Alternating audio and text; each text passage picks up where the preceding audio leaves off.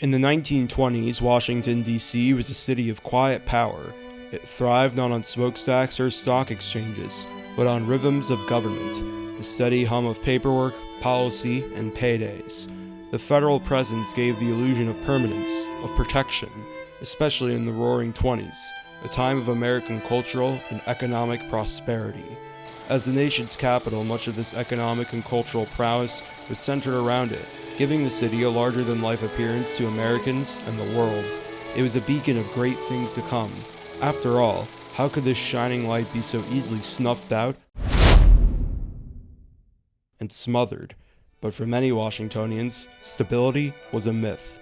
Beyond the marble monuments lay communities where wages were low, savings thin, and jobs always just one decision away from disappearance.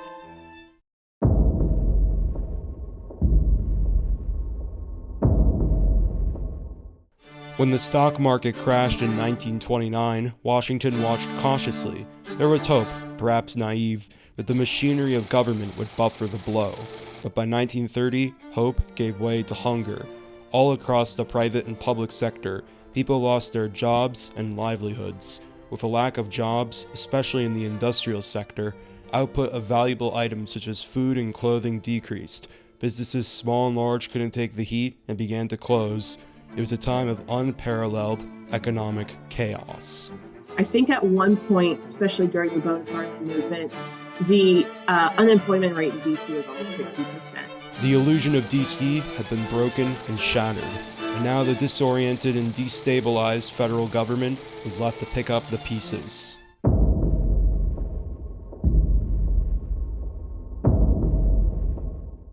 In 1933, a new president arrived, and with him, a new promise. Franklin Delano Roosevelt's New Deal would change the country, and nowhere more visibly than Washington, D.C. Previously, Hoover had approached the economic downturn with a policy of doing nothing and letting the problem sort itself out. This policy proved horribly ineffective, and only served to worsen the country's economically faltering state and vilify him. And he mainly believed that either private charity or local and state government could take care of the citizens. He did not believe it was the place of the federal government to alleviate the ills being brought on by the Great Depression. However, Hoover's catastrophic decisions would make way for a new man with a newer vision, Franklin Delano Roosevelt. With him, he brought a series of social and political reforms designed to combat the Great Depression. One of its most well-known characteristics is the creation of organizations dedicated to creating and finishing infrastructure and social projects. The group that comes to mind for many is the Civilian Conservation Corps, or CCC, a public organization which gave manual labor jobs to unemployed Americans related to conservation projects, such as the planting of 3.5 billion trees across the nation and other such projects. DC served as a sort of laboratory for many of these New Deal programs, positioning the city in a pivotal role for fighting the Great Depression. It also only increased the already abundant federal government jobs in the city, as the unemployed began to apply to federal employment programs to participate in civil works. This allowed the city to continue on in a state of relative economic stability. New Deal programs paved a large portion of the city's streets.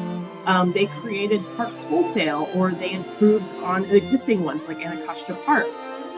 They provided the labor and money for large capital investment projects like the Sousa Bridge in Southeast Washington, which I today think is the bridge that Pennsylvania Avenue uses to go over the Anacostia. The New Deal didn't fix everything, but it gave the capital momentum, and for many, that was enough to survive.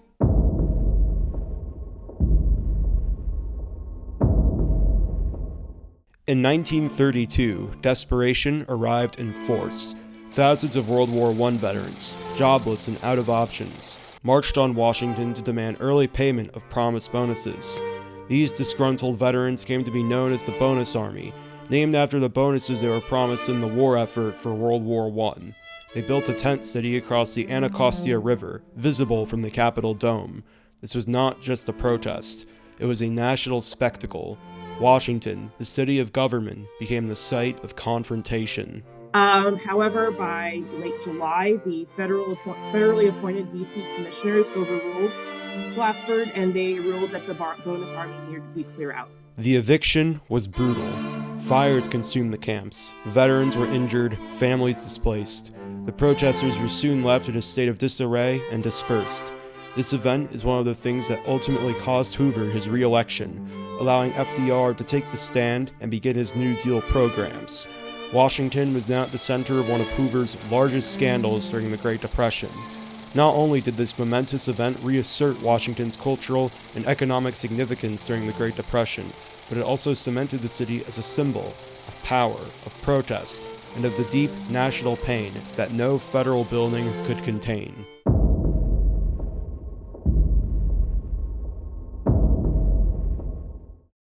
Today, the Great Depression lingers in Washington's bones. It's there in the sturdy brick schools built by the Works Progress Administration, in the wide sidewalks, in the libraries, even in the quiet dignity of the Roosevelt Memorial overlooking the tidal basin. The Depression tested the Capitol. It cracked its foundation, but didn't break it, and in rebuilding, Washington became not just a reflection of national struggle, but of national resilience. In the hardest of times, the Capitol held, and in doing so, it offered the country more than policies or programs. It offered proof that, in crisis, the center could still hold.